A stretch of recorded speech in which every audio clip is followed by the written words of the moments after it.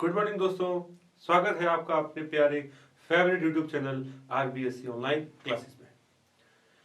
Students, इससे पहले के वीडियो में हमने बात की थी कि प्रकाश संश्लेषण की जो प्रकाशिक अभिक्रिया है वो कैसे होती है। तो प्रकाश संश्लेषण की जो प्रकाशिक अभिक्रिया है दोस्तों, हमें पता है वो कहाँ होती है, वो होती है ग्रेनम में, है ना।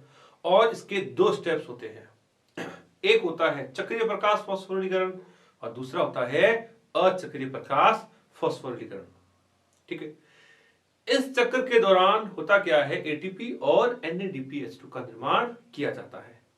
तो हमारा नेक्स्ट जो टॉपिक है वो ये है कि जो NADPH2 है ना, कि एटीपी तथा NADPH2 का उपयोग, है ना, उपयोग कहां होता है ना, कहां होता है। तो NADPH2 का उपयोग कहां होता है, ये अब हमारा नेक्स्ट जो पॉइंट है उसके ऊपर हम चर्चा कर रहे हैं। क्या है दोस्तों कि नेक्स्ट पॉइंट क्या है कि जब NADPH2 और ATP बन जाती है ना, ATP और NADPH2 ये दोनों जब बन जाती है, इनका उपयोग कहां किया जाता है। तो दोस्तों ध्यान रखिएगा, इनका उपयोग किया जाता है अप्रकाशिक अभिक्रिया में, यानी कि सूर्य के प्रकाश की जब अनुपस्थिति होती है, जब वो नहीं होता है, तो उस समय इसको वहां उपयोग किया जाता है। तो दोस्तों एक चीज यहां गौर कीजिएगा कि एटीपी को कहा जाता है आपके स्वांगी कारक शक्ति,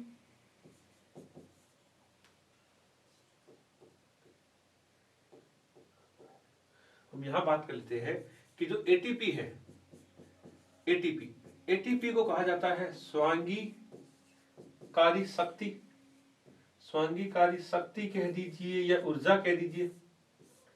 और NADPH2 को NADPH2 है ना, NADPH2 को कहा जाता है दोस्तों अपचायक शक्ति, अपचायक शक्ति।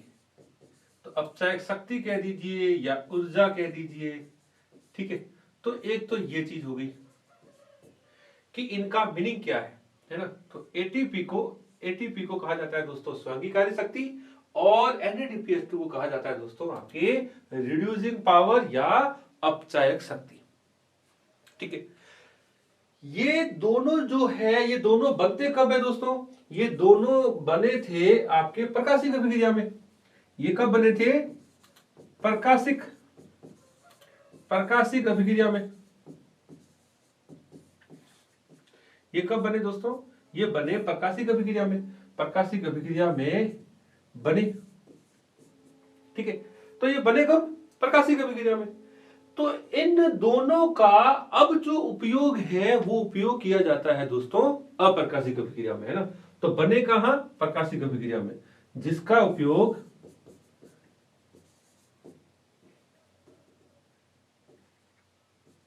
यानी वो इनका, है ना, इनका उपयोग, ये तो इसमें बने। ठीक है, अब यहां इंपॉर्टेंट, इनका उपयोग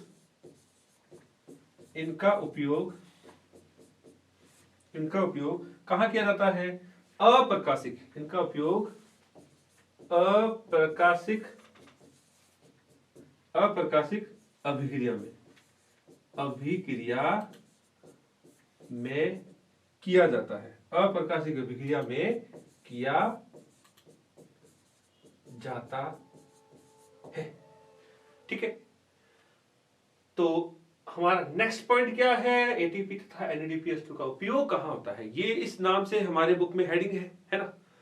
तो अब ये है कि ये दोनों है क्या, ये दोनों है दोस्तों, एक तो स्वांगीकारक शक्ति या ऊर्जा है और एक अपचायक शक्ति या फिर ऊर्जा है।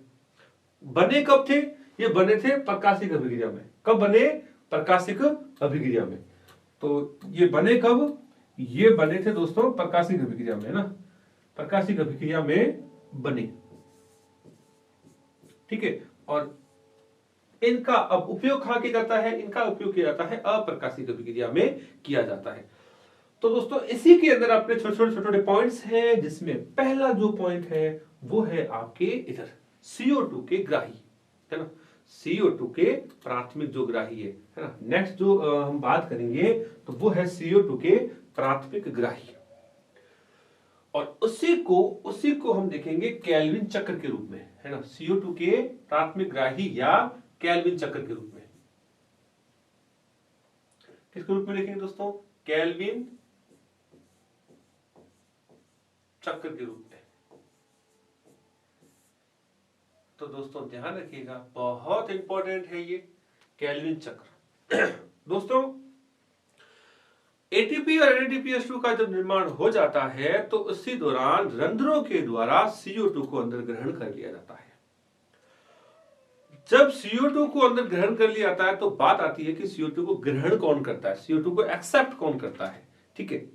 तो उसके आधार पर जो अप्रकाशिक अभिक्रिया है उसको दो भागों में बांटा गया है। एक आपके केल्विन चक्र, है ना, इसी को हम कहते हैं दोस्तों आपके C3 चक्र। क्या कहते हैं? C3 चक्र, ठीक है, बात समझ में। और एक और हम पढ़ेंगे वो होता है C4 चक्र। तो पहले अब हम चर्चा कर रहे हैं कि केल्विन चक्र या C3 चक्र है क्या। तो दोस्तों पहले इस चक्र की थोड़ी हिस्ट्री के ऊपर बात करते हैं। तो देखिए, केल्विन नामक जो वैज्ञानिक था, है ना, केल्विन बेंसन जो वैज्ञानिक थे, इन्होंने एक शैवाल का नाम है दोस्तों क्लोरेला, है ना। तो क्लोरेला जो शैवाल है, क्लोरेला शैवाल पर रेडियो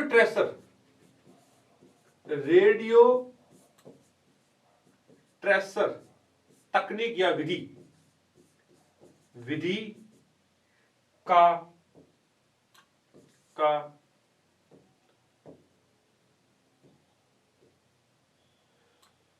का उपयोग करके C3 चक्र को समझाया। ठीक है दोस्तों, रिपीट कर रहा हूं कि क्लोरेला नामक एक शैवाल है, उस शैवाल पर रेडियो ट्रेसर टेक्निक जो है, रेडियो ट्रेसर टेक्निक का मतलब है कि इन्होंने रेडियो एक्टिव कार्बन लिया था, है ना। तो रेडियो एक्टिव कार्बन लेकर के इस तकनीक है ना, इस तकनीक का उपयोग करके और जो C3 चक्र है उसको समझाया था, है ना। तो इसी कारण इनको इन्हीं के नाम से केल्विन चक्र भी कहते हैं। क्या कहते हैं? केल्विन चक्र या केल्विन बेंसन चक्र भी कहा जाता है, ठीक है। तो ये तो हो गया इसके बारे में थोड़ी सी जानकारी। अब ये केल्विन चक्र या C3 चक्र, है ना, केल्विन चक्र मैं यहां इसमें लिख देता हूं C3 चक्र आखिर में है क्या, तो उसके ऊपर हम चर्चा अब हम कर रहे हैं। तो देखिए दोस्तों, होता क्या है कि सबसे पहले CO2 को ग्रहण किया जाता है ना, वातावरण की जो CO2 है, इस वातावरण की CO2 को ग्रहण किया जाता है, और वो ग्रहण करता है दोस्तों आपकी राइबोलोज 1,5 डाइफॉस्फेट, और उसको लिखा जाता है RUBP। शॉर्ट में क्या लिखा जाता है? RUBP। तो ये राइबोलोज 1,5 डाइफॉस्फेट जो है, ये वातावरण की CO2 को ग्रहण करता है, और ग्रहण करने की विधि को कहते हैं कार्बोक्सिलेशन। और दोस्तों ध्यान रखिएगा, बहुत इंपॉर्टेंट है, ये जो कार्य है, ये कार्य एक एंजाइम है, उस एंजाइम का नाम है रुबिस्को एंजाइम। तो रुबिस्को एंजाइम की बदौलत, है ना, इसकी उपस्थिति में कार्बोक्सिलेशन की प्रक्रिया पूरी होती है। तो दोस्तों ध्यान रखना, CO2 का जुड़ना क्या कहलाता है? कार्बोक्सिलेशन। तो दोस्तों जब राइबोलोज 1,5 डाइफॉस्फेट इस रुबिस्को एंजाइम की उपस्थिति में, है ना, अब रुबिस्को कौन है? तो रुबिस्को दोस्तों ध्यान रखिएगा, राइबोलोज 1,5 डाइफॉस्फेट कार्बोक्सिलेज, ये इसका पूरा नाम है। क्या नाम है? Ribulose 1,5 diphosphate carboxylase. तो यहां लिख देता हूं, ribulose 1,5 di ribulose 1,5 diphosphate carboxylase तो राइबोलोज 1,5 डाई है ना फॉस्फेट कार्बोक्सिलेज, इसको अपन क्या कहते हैं, रूबिस्को। इसी को क्या कहते हैं, रूबिस्को। क्या कहते हैं, इसी को अपन कहते हैं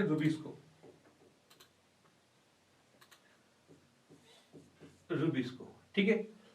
तो राइबोलोज 1,5 डाइफॉस्फेट एंजाइम की उपस्थिति डाइफॉस्फेट रूबिस्को एंजाइम की उपस्थिति में CO2 को अपने अंदर जोड़ करके और एक उत्पाद बनाता है, एक परमानेंट स्थायी उत्पाद बनाता है दोस्तों। और ध्यान रखिएगा, ये जो उत्पाद है ये आपके 3 कार्बन का मॉलिक्यूल होता है। क्या होता है, 3 कार्बन का मॉलिक्यूल, उसको बोलते हैं 3-फॉस्फोग्लिसरेट, और या इसको आप 3-फॉस्फोग्लिसरिक अम्ल भी कह सकते हो। इसको और क्या कह सकते हो, 3-फॉस्फोग्लिसरिक अम्ल। ठीक है। और शॉर्ट में दोस्तों आप इसको इजीली याद कर सकते हैं। शॉर्ट में इसको आप कह सकते हो PGA। क्या कह सकते हो दोस्तों, इसको आप शॉर्टकट में कह सकते हो PGA। तो यहां जो ये PGA है ना, 3-फॉस्फोग्लिसरिक जो अम्ल है, ये 3 कार्बन का मॉलिक्यूल है। कितने कार्बन का दोस्तों, ये 3 कार्बन का मॉलिक्यूल है। इसीलिए इसको C3 चक्र कहा गया। मैं रिपीट कर रहा हूं दोस्तों कि अप्रकाशिक अभिक्रिया के दौरान बनने वाला प्रथम स्थायी जो उत्पाद है, यौगिक है, वो आपके 3 कार्बन का होता है। इसीलिए इसको C3 चक्र कहा गया। और वो बनता कौन है, वो बनता है दोस्तों 3-फॉस्फोग्लिसरेट या 3-फॉस्फोग्लिसरिक अम्ल भी कह सकते हो। इसको अपने शॉर्टकट में बात करते हैं तो इसको PGA कहते हैं। ठीक है। अब दोस्तों ये जो ग्लिसरेट है ना, यानी कि PGA है, ये अवकाशिका में जाता है और वहां दोस्तों ध्यान रखना, ATP और NADPH इन दोनों को उपयोग में लिया जाता है ना। ये बने कहां थे, प्रकाशिक अभिक्रिया में, उनको अब यहां पर उपयोग में लिया जाता है। और किसके रूप में चेंज कर देते हैं, ATP तो वापस से बन जाएगी ADP के रूप में, और NADPH जो है ये बन जाएगा आपके NADP आयन में, और इनऑर्गेनिक जो फॉस्फेट है उसको मुक्त कर दिया जाता है। तो जब ये टूटता है ना, PGA वापस से इसको सरल अणु में जब तोड़ा जाता है तो यहां एक ट्रायोज फॉस्फेट बनते हैं। क्या बनता है, ट्रायोज फॉस्फेट। और ट्रायोज फॉस्फेट दोस्तों ध्यान रखना, आगे शर्करा यानी कि ग्लूकोज है ना, शर्करा यानी कि ग्लूकोज, और फाइनली स्टार्च के रूप में संग्रहित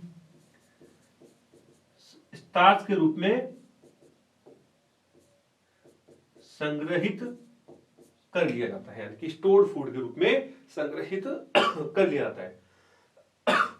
अब दोस्तों इस ट्रायोज फॉस्फेट का कोई एक मॉलिक्यूल आगे जाकर के सुगर यानी कि स्टार्च में चेंज हो जाता है, और वापस से इस RUBP का निर्माण किया जाता है, जिसको कहते हैं दोस्तों पुनरुद्भवन। और यहां थोड़ी बहुत मात्रा में जो ADP है, ये ADP यूज करके ATP बनाई जाती है, और ये फाइनली वापस RUBP यानी कि राइबोलोज 1,5 डाइफॉस्फेट में बदल दिया जाता है। तो कुल मिलाकर के जो C3 चक्र है, इस C3 चक्र के अंदर आपकी कंप्लीट जो प्रक्रियाएं है ना, कंप्लीट जो प्रक्रिया है, इस दौरान आपके सुगर यानी कि शर्करा का निर्माण किया जाता है और उसको स्टार्च के रूप में स्टोर करके रख लिया जाता है। ठीक है। तो इसकी जो खोज थी वो खोज की थी दोस्तों, ध्यान रखना, आपके वैज्ञानिक केल्विन ने की थी, इसलिए इसको केल्विन चक्र कहते हैं। ठीक है।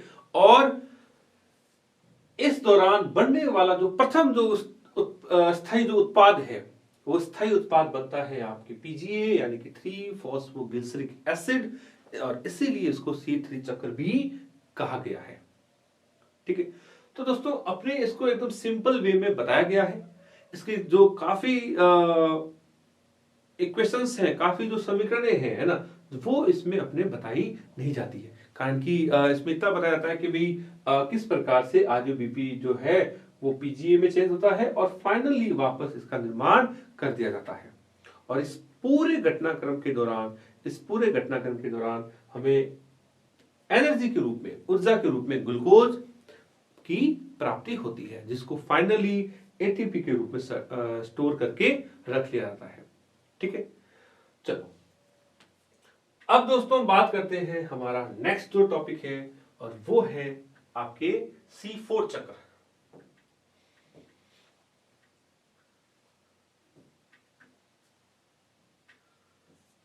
C4 चक्र देखिए दोस्तों, C3 जो चक्र था, C3 चक्र को C3 क्यों कहा गया? क्योंकि बनने वाला स्थायी उत्पाद है ना, बनने वाला प्रथम स्थायी उत्पाद आपके 3 कार्बन का था, है ना। तो ठीक इसी तरीके से C4 जो चक्र है, C4 चक्र के अंदर बनने वाला प्रथम जो स्थायी उत्पाद है वो आपके 4 कार्बन का होता है ना, इसलिए इसको C4 चक्र कहा गया है। तो देखिए दोस्तों, C4 चक्र का एक नाम और है, इसको हेज और स्लैक चक्र भी कहते हैं। क्या कहते हैं दोस्तों? इसको हेज और स्लैक चक्र भी कहते हैं। क्यों कहते हैं? क्योंकि इन्होंने इसकी खोज की थी।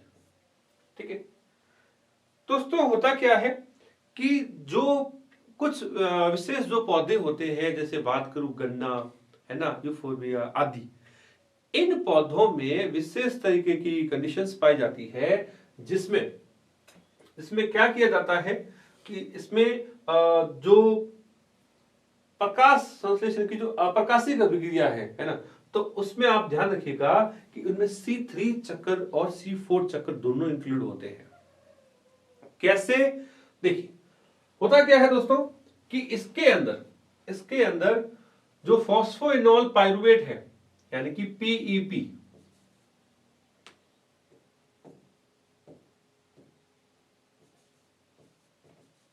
एक पदार्थ होता है दोस्तों फॉस्फोइनोल पाइरुवेट। तो ये फॉस्फोइनोल जो पाइरुवेट है, ये क्या करता है? वातावरण से CO2 को ग्रहण करता है ना, और यहां एक एंजाइम भाग लेता है दोस्तों, बहुत इंपॉर्टेंट है। उस एंजाइम को कहते हैं पेप्को। क्या कहते हैं दोस्तों? पेप्को एंजाइम कहते हैं। तो इस पेप्को एंजाइम की उपस्थिति में इनका क्या होता है? यौगिकीकरण, और प्रथम C4 अम्ल जो बनता है ना, C4 अम्ल यहां जो बनता है दोस्तों, वो होता है ऑक्जेलो एसिटिक एसिड। क्या बनता है दोस्तों? ऑक्जेलो एसिटिक एसिड। चलो यहां बात करते हैं। PEP यानी कि फॉस्फोइनोल पाइरुवेट, PEP वातावरण की CO2 को पेप्को एंजाइम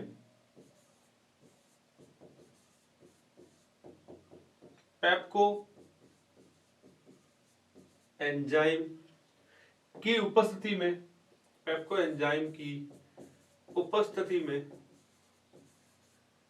उपस्थिति में ग्रहण करके प्रथम स्थायी उत्पाद के रूप में 4 कार्बन वाला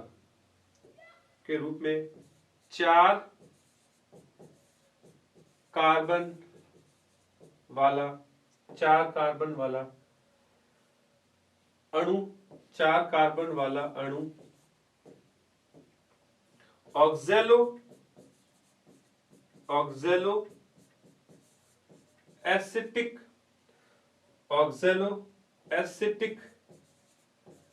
अम्ल यानी कि OAA बनाता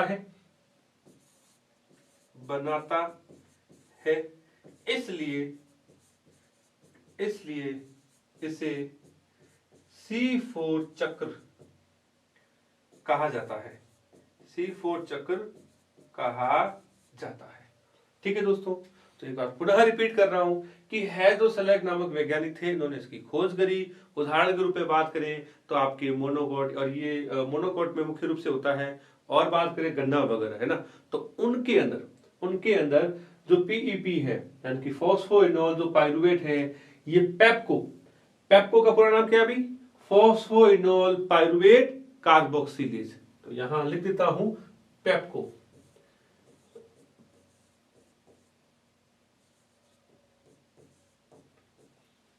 फॉस्फो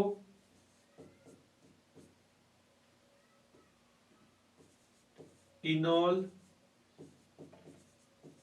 पाइरुवेट कार्बोक्सिलेज। तो ये जो एंजाइम है फॉस्फोइनोल पाइरुवेट कार्बोक्सिलेज, इस एंजाइम की उपस्थिति में ये क्या करता है कि प्रथम स्थायी जो उत्पाद है ये 4 कार्बन का होता है। क्या होता है दोस्तों, प्रथम जो स्थायी उत्पाद है ये 4 कार्बन वाला होता है। ठीक है, इसीलिए अच्छा होता कौन सा है, ऑक्सैलो एसिटिक एसिड, और इसीलिए इसको C4 चक्र कहा जाता है। ठीक है, अब दोस्तों ये C4 चक्र कैसे होता है, क्या होता है, उसकी अगर हम चर्चा करें तो बहुत इंटरेस्टिंग है, बहुत इंपॉर्टेंट है ना। तो कैसे होता है, तो इसको समझाने से पहले इन पौधों की जो लीफ है, यानी कि पत्तियां है ना, पर्ण, उनकी आंतरिक जो संरचना है उसके ऊपर हम चर्चा करते हैं, फिर हम इस चक्र के ऊपर आएंगे। ठीक है दोस्तों, तो अब ये है क्या उसके ऊपर चर्चा करें। तो देखिए दोस्तों, होता क्या है कि जो C4 पादप है, तो अगर पॉइंट के रूप में बात करें,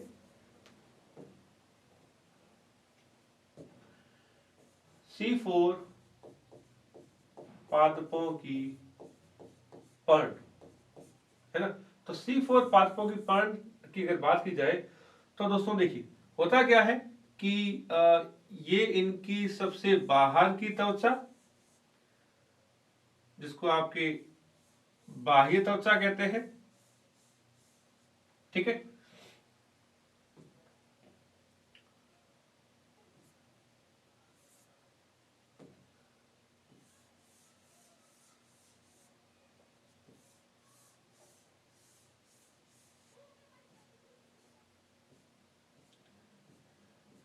उसके बाद में ये इसकी दोस्तों निचली बाह्य त्वचा,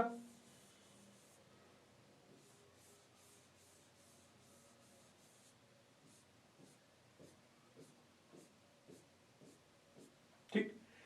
अब दोस्तों होता क्या है कि इनके बीच में ये हो जाता है इनका वेस्कुलर बंडल, ये जाइलम और ये फ्लोएम। इनके वेस्कुलर बंडल के चारों ओर विशेष प्रकार की जो कोशिकाएं हैं वो पाई जाती है, और वो इस तरीके से अरेंज होती है दोस्तों जैसे कि कोई माला हो, है ना। तो एक माला की तरह इनकी व्यवस्था होती है, और माला को जापान की भाषा में क्रेंज कहा जाता है। क्या कहते हैं, क्रेंज। क्या कहते हैं दोस्तों, क्रेंज कहा जाता है। तो दोस्तों ध्यान रखना, इनकी इनकी इनकी आंतरिक संरचना का अध्ययन करना क्रेंज एनाटॉमी या क्रेंज शारीरिक कहलाती है। तो दोस्तों, तो अगर हेडिंग रूप में बात करना तो C4 पादपों की पर्ण या क्रेंज एनाटॉमी,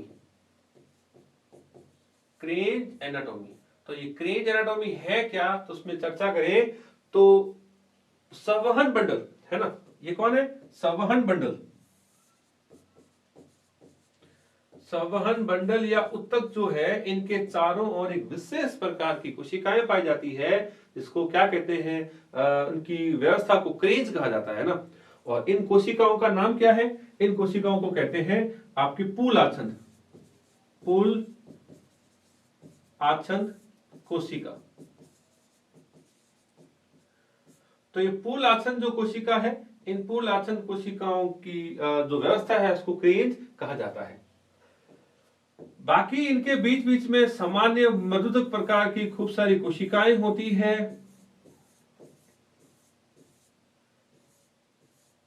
जो कि इस तरीके से अरेंज होती है।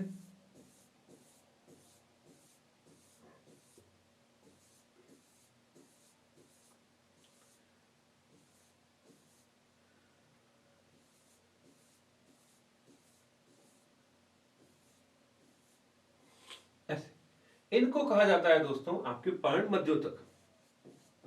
पर्णमध्योतक क्या कहते हैं दोस्तों? पर्णमध्योतक। दोस्तों पर्णमध्योतक जो है, पर्णमध्योतक के ऊपर जो क्लोरोप्लास्ट है विशेष प्रकार के ना, ये क्लोरोप्लास्ट पाए जाते हैं और कुछ क्लोरोप्लास्ट जो है दोस्तों वो इन आपके पूल आच्छादन कोशिकाओं में भी पाए जाते हैं। ठीक है, तो जो पर्णमध्योतक जो है, इन पर्णमध्योतक के अंदर दोस्तों ध्यान रखिएगा कि जो क्लोरोप्लास्ट जो है ना, क्लोरोप्लास्ट जो है वो छोटे होते हैं लेकिन ग्रेना विकसित। क्या होता है दोस्तों?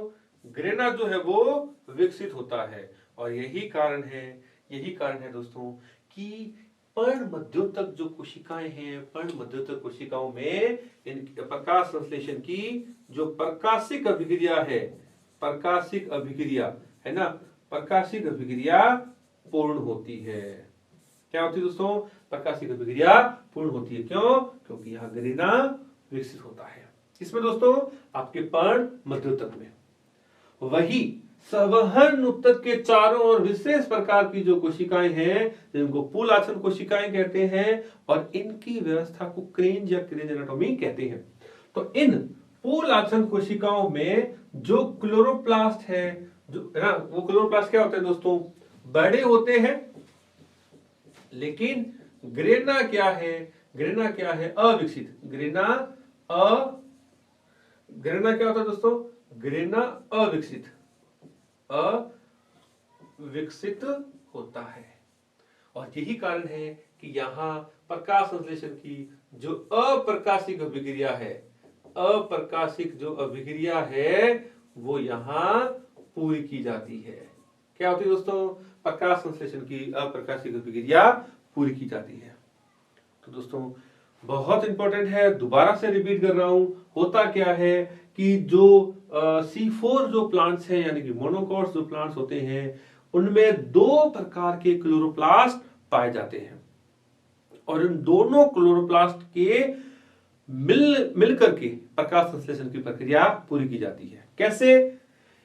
कि जो पर्णमध्योतक है यानी कि मिजोफिल में क्लोरोप्लास्ट छोटे, ग्रेना विकसित और यहां प्रकाशिक अभिक्रिया पूरी होती है।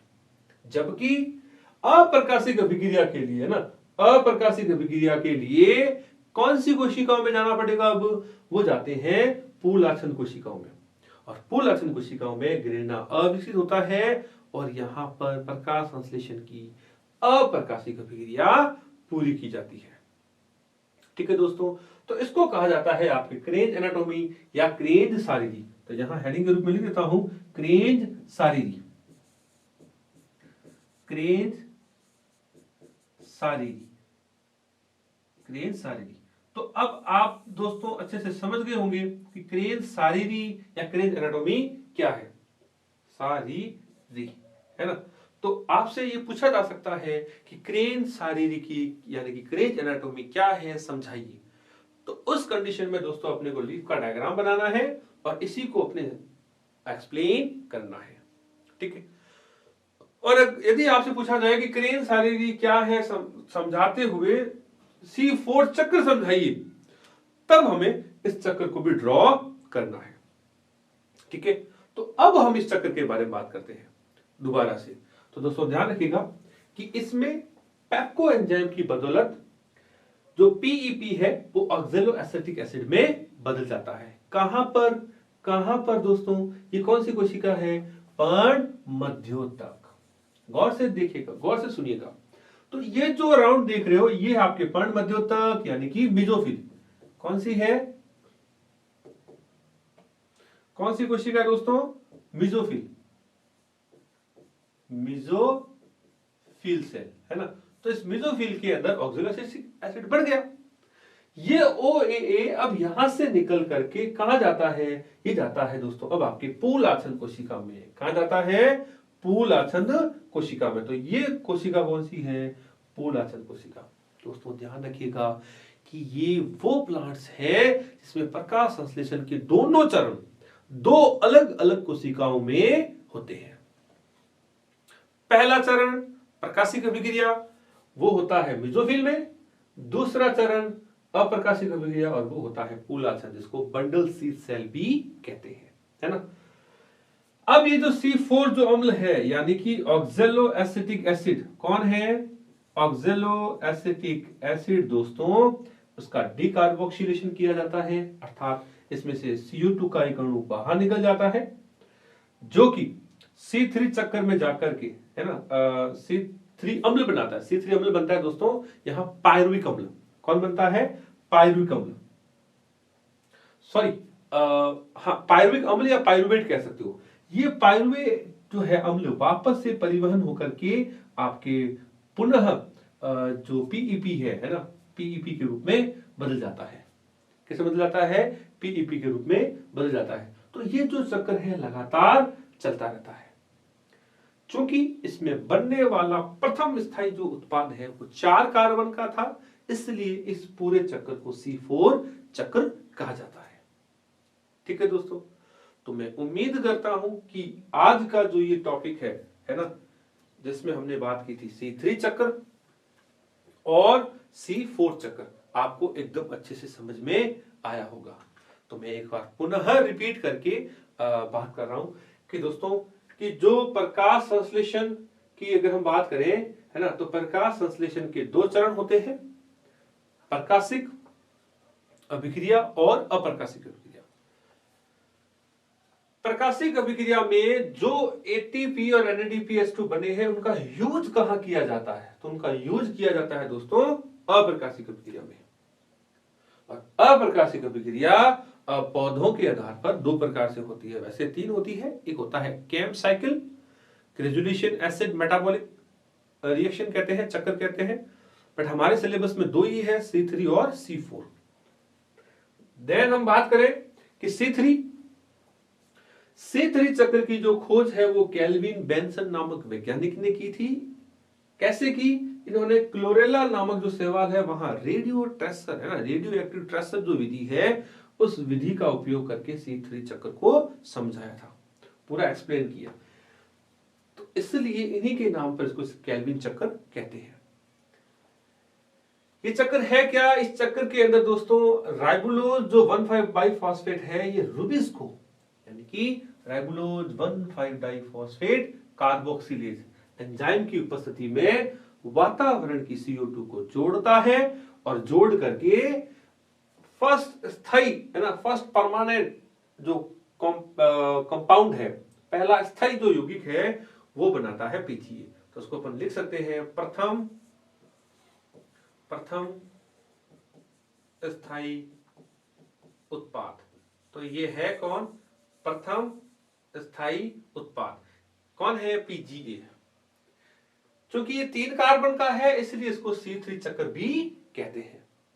ये PGA ATP और NADPH2 को यूज करके एक ट्रायोज फॉस्फेट बनाता है और ट्रायोज फॉस्फेट में से आपके शर्करा यानी कि शुगर का निर्माण किया जाता है, जिसको स्टार्च के रूप में संग्रहित कर लिया जाता है और वापस पुनः राइबोलोज बाइफॉस्फेट का निर्माण किया जाता है, जिसमें ATP का जो है, सॉरी, जिसमें ATP है ना, जिसके अंदर ATP है ना, ATP का उपयोग करके ADP बनाई जाती है, ADP है ना। तो ATP का उपयोग करके आपके ADP में वापस मुक्त किया जाता है और आपके राइबोलोज बाइफॉस्फेट का निर्माण पुनः से कर दिया जाता है। इसी क्रम में हमने आगे बात की कि जो C4 चक्र है उसकी खोज की थी है जो स्लेक नामक वैज्ञानिक ने। ये मोनोकॉट के अंदर गन्ने आदि जो पौधे हैं ऑर्किड्स उनमें पाया जाता है, जिसमें विशेष प्रकार की संरचना होती है लीफ में। उस संरचना को क्रेंज एनाटॉमी कहते हैं। क्या है क्रेंज एनाटॉमी? इसमें हमने बात की कि संवहन उत्तकों के चारों ओर विशेष प्रकार की कोशिकाएं होती है। इन कोशिकाओं को पुल आसन्न कोशिकाएं कहते हैं। इनकी जो व्यवस्था है उस व्यवस्था को क्रेंज कहते हैं, माला की तरह ना, क्रेंज यानी कि माला। तो माला की तरह व्यवस्था होने के कारण इसको क्रेंज कहा गया और इसी का अध्ययन करना क्रेंज एनाटॉमी कहलाता है, राइट। इसके बाकी जो कोशिकाएं हैं, बाकी कोशिकाओं को पर्णमध्योतक या मेसोफिल कहते हैं। इनमें प्रकाश संश्लेषण के दोनों चरण दो अलग अलग कोशिकाओं में पूरे होते हैं। पहला प्रकाशिक अभिक्रिया पर्णमध्योतक में, क्यों? क्योंकि घृणा विकसित होता है। दूसरा स्टेप अप्रकाशिक अभिक्रिया पुलासन में, क्यों? क्योंकि यहां घृणा विकसित नहीं होता। ठीक है, तो यहां पर अप्रकाशिक अभिक्रिया पूरी की जाती है। तो इसी का अध्ययन करना क्या कहलाता है? क्रेन्ज एनाटॉमी या क्रेन्ज शारीरी कहते हैं, जिसमें हमने देखा कि पेप्को एंजाइम की उपस्थिति के अंदर जो पीईपी है, फॉस्फोइनोल पाइरुवेट जो है, ये CO2 के साथ क्रिया करके ऑक्सैलो एसिटिक एसिड बनाता है। और ये ऑक्सैलो एसिटिक एसिड आपकी 4 कार्बन का होता है, और यही कारण है कि इसको C4 चक्र कहा गया।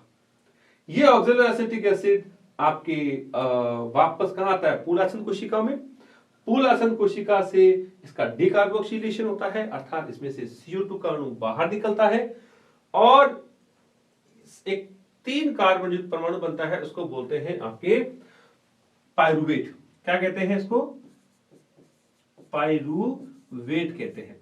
और ये जो पाइरुवेट है, इसका परिवहन वापस से मेसोफिल में कर दिया जाता है, और ये पाइरुवेट वापस पीईपी में चेंज हो जाता है। तो ये जो प्रक्रिया है लगातार चलती रहती है, और इसी क्रम में जो स्थायी उत्पाद 4 कार्बन का है, इसीलिए इस पूरे को C4 चक्र कहते हैं।